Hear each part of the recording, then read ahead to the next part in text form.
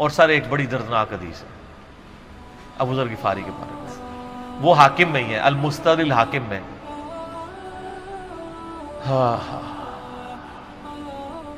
غزوہ تبوک آپ کو پتا ہے ایک ایسا غزوہ تھا جس میں جو شرکت نہیں کرے گا وہ منافق ڈکلیئر ہوگا، قرآن میں فتویٰ آ گیا تھا۔ اس سے پہلے کبھی نفیر عام نہیں تھی، یہ پہلا اور آخری موقع تھا، کیونکہ رومن امپائر سے ٹکرانا تھا، سپر پاور تھی دنیا کی، 1.5 لاکھ کی فوج لے کے کیسرے روم بارڈر پہ آ گیا تھا عرب کے۔ تو نبی علیہ السلام نے اناؤنسمنٹ کی کہ بھئی اب سب نے جانا ہے، جو نہیں جائے گا منافق شمار ہوگا، الا یہ کہ کسی کے پاس ریسورسز نہ ہو، یا کوئی مریض ہو، یا کوئی عورت ہو، یا کوئی معذور ہو۔ منافقین آگے بہانے کر رہے تھے، کچھ سادہ لوگ مسلمان بھی اس کا حصہ بن گئے۔ بخاری مسلم میں 3 اصحاب کی توبہ کا واقعہ بھی موجود ہے، وہی میری ویڈیو ریکارڈڈ ہے۔ تو کعب بن مالک کی رضی اللہ تعالیٰ عنہ علیہ السلام، تو کچھ لوگ جو ہے وہ یعنی اپنے ان معاملات کی وجہ سے کچھ پیچھے بھی رہ گئے۔ تو المستدرک الحاکم میں آتا ہے کہ صحابہ کرام کہتے ہیں کہ ہم نبی علیہ السلام کے ساتھ سفر پہ نکلے نا جب، تو نبی علیہ السلام کو آ کے کوئی بتاتا تھا، کہتا تھا یا رسول اللہ وہ جو فلاں بندہ تھا نا وہ بھی کوئی نہیں آیا، پیچھے رہ گیا۔ تو آپ علیہ السلام پرواہ نہیں کرتے تھے۔ پھر بتایا گیا یا رسول اللہ وہ بھی کوئی نہیں، یعنی جڑے نعرے مارتے سن اچے اچے، جدو ایتھے کسی دسایا جائے گا سر وہ تہاڈا پکا جڑا یار ہے بیلی وہ بھی کوئی نہیں جائے، تو حضور علیہ السلام کو لوگ نا فیڈ بیک دیتے یا رسول اللہ وہ بھی غائب ہے، وہ بھی نہیں آیا۔ اب 30,000 کے لشکر میں آپ نے کوئی ریکارڈ تو نہیں رکھا تھا، رجسٹر تھا، لیکن کدھر 30,000 بندوں میں کدھر کوئی رکھ سکتا ہے صاحب اس طرح، یا رسول اللہ وہ بھی رہ گیا وہ بھی۔ تو حضور علیہ السلام کہتے تھے ٹھیک، آپ فرماتے تھے اللہ چاہے گا تو آ جائے گا، نہیں آئے گا تو نہیں آئے۔ تو کسی نے کہا کہ وہ ابو ذر غفاری بھی پیچھے رہ گیا، آیا اور ابو ذر کو اس کے اونٹ نے روک لیا، اونٹ ہی نہیں اٹھ رہا تھا نا سر، وہ آپ کو گاڑی تو نہیں ہے نا جو سٹارٹ کر لیں گے آپ، اونٹ چلنے سے انکار کرتے کوئی کر سکتا ہے؟ اور سر سفر کتنا ہے؟ 700 کلومیٹر، 700 کلومیٹر کا ریگستانی سفر آج کے دور میں بھی کرنا مشکل ہے، سائیکل پہ نہیں آپ کر سکتے، پیدل تو آپ سوچ بھی نہیں سکتے، اونٹ کے بغیر کیسے ہو سکتا ہے؟ جس میں آپ کو اونٹ اس لیے بھی ضروری ہے کہ اس کے اوپر آپ نے سامان لادنا ہے،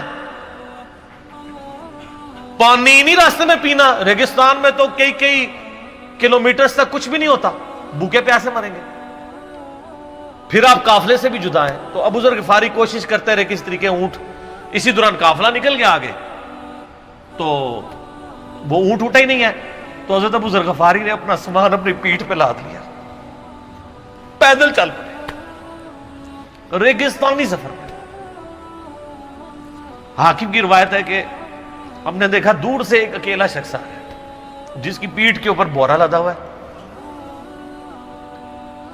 تو نبی علیہ السلام کی آپ محبت دیکھیں، آپ نے فرمایا کہ تو ابو ذر ہو جا، یعنی جو آنے والا شخص ہے تو ابو ذر ہو، یعنی حضور نے خواہش کا اظہار کیا۔ آپ کو نظر تو نہیں آ رہا تھا یہ کون آ رہا ہے، آپ کی محبت، آپ کو پتا تھا ابو ذر غفاری نہیں رہ سکتا پیچھے، تو صحابہ کہتے ہیں آپ نے فرمایا تو ابو ذر ہو جا، تو صحابہ کہتے ہیں تھوڑی دیر بعد جب وہ قریب آئے تو ہم نے پہچان لیا ابو ذر غفاری ہیں۔ تو جب ہم نے پہچان لیا نا تو حضور علیہ السلام نے ان کے پہنچنے سے پہلے آپ نے فرمایا ابو ذر کو دیکھو اکیلا آ رہا ہے، اکیلے ہی دنیا سے جائے گا اور قیامت دن بھی اکیلا اٹھایا جائے گا۔ دنیا سے کیا کہہ رہے گے؟ صحیح بخاری میں آتا ہے کہ حضرت عثمان غنی رضی اللہ عنہ کے دور میں چکے، یہ اس حدیث کا بھی کچھ حصہ باقی ہے، میں بعد میں بیان کروں، پہلے میں اس کو کنکلوڈ کر لوں کہ صحیح بخاری میں آتا ہے کہ حضرت ابو ذر غفاری شام چلے گئے تھے، وہاں پہ چونکہ گورنر تھے حضرت معاویہ رضی اللہ تعالیٰ عنہ، وہ قرآن کی وہ جو سورہ توبہ کی آیات ہے نا کہ جو لوگ سونا اور چاندی جوڑ کے رکھتے ہیں یہ گرم کر کے ان کی پیٹھوں پہ، ان کے ماتھے کے اوپر لگایا جائے گا قیامت والے دن، تو وہ یہ آیت پڑھا کرتے تھے، اور حضرت معاویہ سے ان کا جھگڑا رہتا تھا کہ تم لوگ جو یہ مال جوڑ رہے ہو نا اور یہ اتنے خزانے تم لوگوں نے بنا لیے ہیں، یہ نبی علیہ السلام کی تعلیمات کے خلاف ہے۔ تو تو حضرت معاویہ کہتے تھے یہ تو اہل کتاب کے بارے میں آیات نازل ہوئی ہیں، تو وہ کہتے تھے نہیں، یہ سب کے بارے میں ہے۔ اب شرعی حکم یہ ہے کہ مال آپ جوڑ سکتے ہیں اگر آپ زکوٰۃ دے رہے ہیں، لیکن یہ پسندیدہ نہیں ہے، طریقہ نبوت یہ نہیں ہے۔ نبی علیہ السلام نہیں جوڑ سکتے تھے، پوری زندگی زکوٰۃ دینے کی نوبت نہیں آئی ہے، حالانکہ خمس ملتا تھا، خیرات کرتے تھے۔ ابو ذر غفاری کا جھگڑا یہ تھا کہ تم تو نبی کے اصحاب ہو، تم لوگوں کو یہ زیب ہی نہیں دیتا کہ تم لوگ اس طرح کے محلات میں رہو اور اس طرح مال جوڑو۔ تو اب چونکہ سینئر صحابی تھے، ان کو ہاتھ ڈالنا بھی آسان نہیں تھا، پھر نبی علیہ السلام نے فرمایا ہو کہ اس سے زیادہ سچا انسان ہی کوئی نہیں، تو حضرت معاویہ نے خط لکھا حضرت عثمان کو کہ جی اس بندے سے میری جان چھڑائیں نا، اس کو آپ واپس بلائیں۔ تو حضرت معاویہ نے جب خط لکھا تو حضرت عثمان نے ان کو کہا تم مدینہ شریف واپس آ جاؤ۔ مدینہ شریف جب یہ واپس آئے تو صحیح بخاری میں آتا ہے کہ لوگوں کا جھمگٹا لگ گیا ابو ذر غفاری کے گرد، لوگوں کو پتا تھا یہ تو بڑا یعنی زہد والا بندہ ہے۔ تو ابو ذر غفاری وہی حدیثیں سنایا کرتے تھے کہ حضور نے فرمایا یہ احد پہاڑ سونے کے برابر ہو تو میں خیرات کر دوں گا، جبکہ باقی صاحب کہتے تھے کہ مال جوڑنا جائز ہے اگر زکوٰۃ کوئی دیتا رہے۔ وہ یہ کہتے تھے کہ یار یہ تم لوگوں کو تو زیب نہیں نہ دیتا، یار تم لوگ تو یہ باتیں نہ کرو، تم لوگ نبی کی صحبت یافتہ ہو، تم لوگوں کو تو زہد ہونی چاہیے تم لوگوں کی زندگی میں۔ اب لوگوں کا ہجوم ان کے گرد لگ گیا، اور پھر حضرت عثمان نے ان کو خلیفہ وقت تھے بلایا اور کہا کہ یار تو خود ہی مدینہ شریف چھوڑ کے یہاں سے چلا جا، تیری وجہ سے فتنہ کھڑا ہوا ہے۔ تو حضرت عثمان نے کہا میں نے تو نبی علیہ السلام سے سنا تھا کہ حکمرانوں کی اطاعت کرنا، صبر کر لینا۔ تو ایک زبدہ نامی کا ایک گاؤں تھا مدینہ شریف کے پاس، شہر سے ہٹ کے، تو وہ پھر وہاں پہ ہجرت کر گئے۔ آپ دیکھیں ریونج کیسا تھا، لوگ کتنے ڈرے ہوئے تھے کہ ابو ذر اپنی بوڑھا شخص 80-90 سال کا بابا اپنی ایک بڑھیا بیوی کو لے کے اس عمر میں شہر بدر ہو رہا ہے اکیلا۔ آج نہیں آپ سوچ سکتے کسی جگہ آپ اکیلے جا کے پڑاؤ کریں، کسی بیابان کے اندر، ریگستان کے اندر۔ اس زمانے میں آپ سوچ رہے، آج کل بھی آپ مدینہ شریف کے گرد چلے جائیں تو آپ وہاں نہیں ایک رات بھی نہیں گزار سکتے۔ تو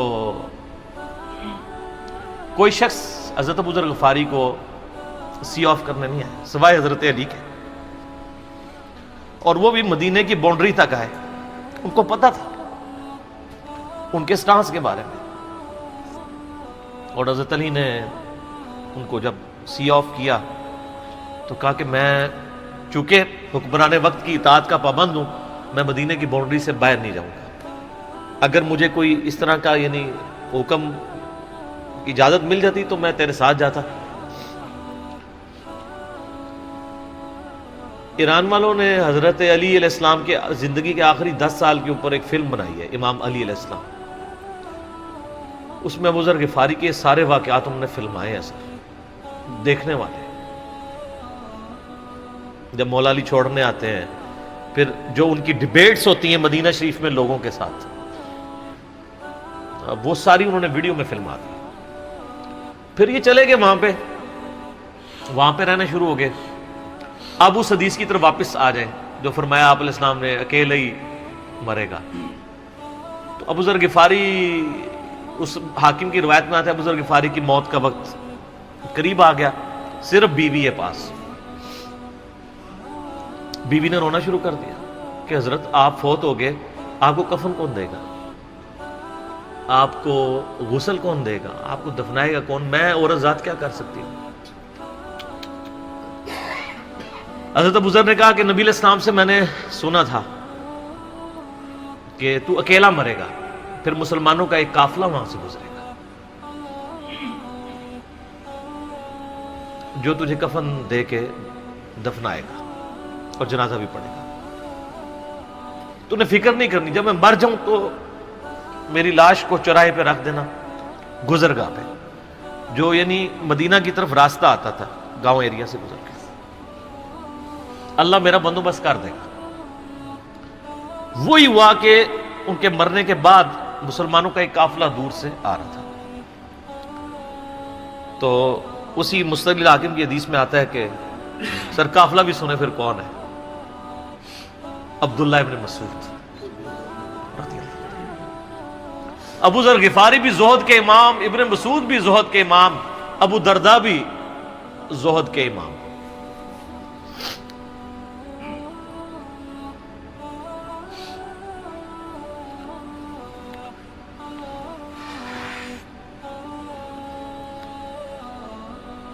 ابن مسعود رضی اللہ تعالیٰ عنہ جب وہاں پہ رکے، ان کو تو نہیں پتا تھا یہ کون ہے،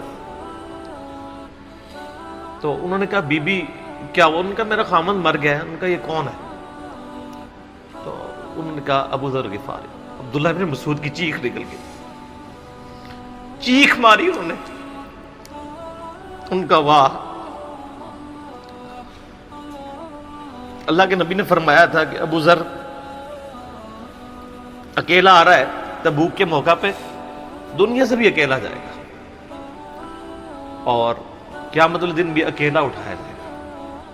یعنی اب اسی سرزمین سے ہی اس نے اٹھنا ہے نا، ہر بندے نے اپنی قبر سے اٹھنا ہے. یعنی وہ مسلمانوں کے قبرستان میں بھی دفن نہیں. ایک یہ جو مزار کی رٹ لگائے پھرتے ہیں، میں ان سے پوچھتا ہوں تمہارے بابوں کی کیا اوقات ہے؟ ابو ذر غفاری کا مزار دکھاؤ کدھر ہے. جو اس روئے ارض پہ نیلی چھتری کے نیچے سچا ترین انسان جس کو اللہ کے نبی کہہ رہے ہیں، اس کا کوئی مزار نہیں ہے. غریب المتنی میں مرا ہے، اس کی قبر بھی ایسی جگہ ہے جہاں مسلمانوں کے پاس قبریں بھی کوئی نہیں ہے. ایک ریگستان میں اکیلی قبر ہے، اس قبر کا بھی کسی کو نہیں پتا، اس پہ کوئی مزار بھی نہیں ہے، اور قیامت الدن بھی اکیلا اٹھایا جائے گا. یعنی قیامت تک وہاں پہ کوئی قبرستان بھی نہیں بنے گا. ظاہر نبی علیہ السلام کی یہ بھی خبر ہے، تو کیا وہ ناکام ہو گیا اگر مزارات ہی دلیل ہے کامیابی کی؟ تو عبداللہ ابن مسعود رضی اللہ تعالیٰ نے ان کو غسل دیا، کفن دیا اور دفنا دیا. یہ پوری ڈیٹیلز آپ کو المستدل حاکم میں مل جائیں گی. تو ابو ذر غفاری ان چند شخصیات میں سے ہیں جن میں پوری امت کا اتفاق ہے ان کی نیکوکاری کے اوپر. شیعہ بھی ان کو بہت رسپیکٹ دیتے ہیں، اہل سنت بھی دیتے ہیں، صوفیاء کے ہاں بھی ان کو امام مانا جاتا ہے زہد کی وجہ سے. آپ تصوف کی جتنی کتابیں پڑھیں، چاہے امام غزالی کی ہوں، رسالہ قشیریہ پڑھیں، اور لوگوں کو بھی پڑھنا شروع کریں، تو ابو ذر غفاری آپ کو زہد کے امام کے طور پہ ملیں گے کہ ان کی زندگی میں یعنی یہ زہد تھا کہ انہوں نے کس طرح کی زندگی گزاری ہے. سر لوگ مجمع میں مرتے ہیں، ان کو یاد کوئی نہیں کرتا، اور ابو ذر غفاری کو آج بھی دنیا یاد کر رہی ہے، ہم بھی یاد کر رہے ہیں رضی اللہ تعالیٰ عنہ وعلیہ السلام. اللہ تعالیٰ قیامت والے دن ہمیں ایسے نیکوکار لوگوں کا ساتھ نصیب فرمائے. آمین ثم آمین.